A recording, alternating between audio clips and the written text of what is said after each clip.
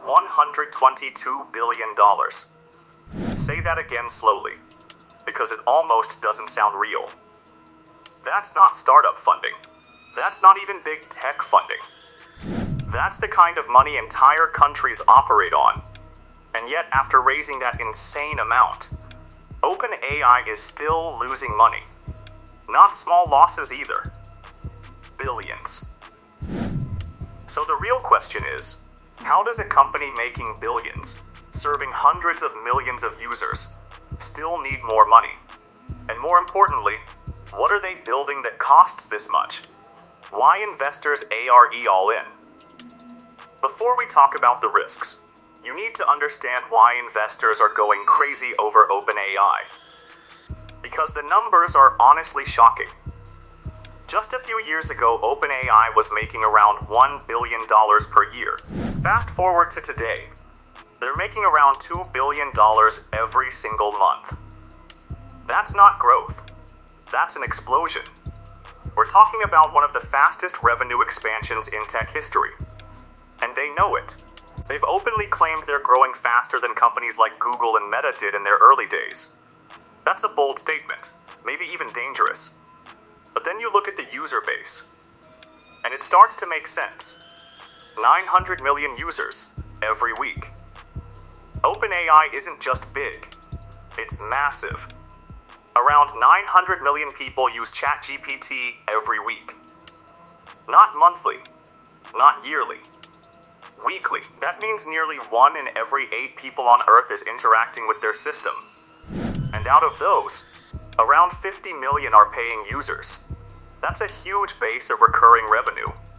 But it gets even more interesting. Their enterprise business. Companies paying serious money now makes up a massive portion of their total income. We're talking about banks, hospitals, law firms, corporate teams, all depending on OpenAI tools daily. This isn't just a consumer app anymore. It's becoming infrastructure. The money machine is real. Let's be clear. OpenAI is not struggling to make money. They've built multiple revenue streams, subscriptions, enterprise contracts, API usage, and now, even ads. Yes, ads. Even after previously saying they would avoid them, they've already started testing and generating serious income. In just weeks, advertising alone brought in massive revenue, so clearly, the machine works. Money is flowing in. Which brings us to the biggest question of all. Why do they still need $122 billion if you're making billions every month? Why raise $122 billion more? The answer is simple, and honestly, terrifying. AI is the most expensive technology humanity has ever built. This isn't like launching a website or scaling an app. This requires physical infrastructure at a global scale. We're talking about massive data centers, advanced chips, cooling systems, energy grids. And OpenAI isn't thinking small. They're planning to spend hundreds of billions on infrastructure over the next few years. This isn't just growth. This is an arms race. Building the backbone of AI. Here's where things get intense. OpenAI doesn't just want to create software. They want to control the entire system behind it. The buildings, the servers, the chips, the networks, everything. Because whoever controls the infrastructure controls the future. But building that kind of system is insanely expensive, even compared to government projects. To put it into perspective, their planned spending rivals the budgets of major national programs. That's how serious this is. The compute shortage problem. Now here's something most people don't realize. There isn't enough computing power in the world right now to support AI demand. That's why OpenAI is doing something unusual.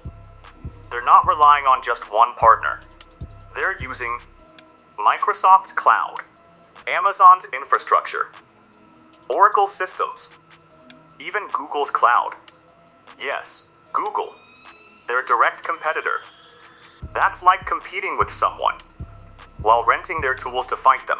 It sounds crazy, but it shows how desperate the situation is. They need compute power from anywhere they can get it.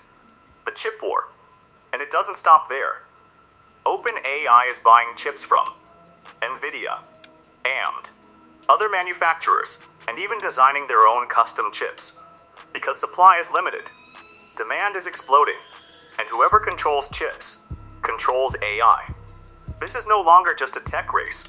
It's a supply chain war, the super app strategy. Now let's talk about their biggest move. OpenAI isn't just building tools anymore. They're building a super app, one single platform that does everything. Think about your daily workflow. You use one app to search, another to write, another to code, another to schedule, another to edit. OpenAI wants to replace all of them. One interface, one system. Everything happens inside it. A digital ecosystem. If they succeed, you won't use ChatGPT. You'll live inside it. It will handle work, communication, research, automation, decision-making. This is similar to what WeChat became in China. One app that replaced the internet for millions. And OpenAI already has the biggest advantage. Hundreds of millions of users. They're already inside the system. Why they killed Sora? Now this is where everything connects. Remember Sora, the powerful AI video tool? They shut it down. Not because it wasn't impressive, but because it didn't fit the plan. It was expensive, hard to scale, and didn't align with their core vision. So they cut it. That tells you something important.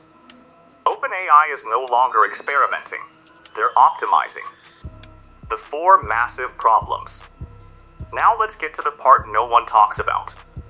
Because despite all the growth, there are serious risks. Problem 1. The math doesn't work. Yes, they're making billions. But they're also spending even more. They burned billions in a single year. And projections show costs rising even faster. That's dangerous. Because growth means nothing if expenses grow faster than revenue. Problem 2. Conditional investment. Not all of that $122 billion is guaranteed. Some of it depends on future milestones, like going public, or achieving advanced AI breakthroughs. That means the money comes with pressure. Massive pressure. Problem 3. Lost opportunities. One of the biggest missed opportunities? Mobile integration. Major platforms are choosing competitors for AI integration. And that matters, because distribution is everything. If you lose access to users, you lose growth. Problem 4. The IPO reality. Sooner or later, OpenAI will go public. And when that happens, everything becomes transparent. Every loss, every risk, every failed bet. And public markets are not forgiving. They expect results. Fast. This isn't a company, it's infrastructure. Here's the biggest shift. OpenAI is not trying to be an app. They're trying to become an infrastructure. Like electricity. Like the internet. Something invisible, but essential. If they succeed, it won't matter if you use their products directly. Because everything around you will. The real endgame. Think about this carefully. Your bank could run on it. Your job could depend on it. Your apps could connect through it. Even systems you never see could be powered by it. That's the real goal. Not just building tools, but owning the foundation of AI itself. The risk nobody can ignore. But here's the truth. This could go 2 ways. Either OpenAI becomes the backbone of the digital world, or this becomes one of the biggest financial bubbles in tech history. Because spending hundreds of billions without guaranteed returns is a massive gamble. What happens next? The future depends on one thing: execution. If OpenAI can turn infrastructure into profit, they win. If costs keep rising and growth slows, this entire model collapses. And when something this big collapses, it doesn't just affect one company. It affects the entire industry. So here's the real question. Is OpenAI building the future of civilization? Or creating the biggest tech bubble we've ever seen? Drop your answer in the comments. And if you want to stay ahead of what's really happening in AI, make sure to like, subscribe, and turn on notifications. Because this story, it's just getting started.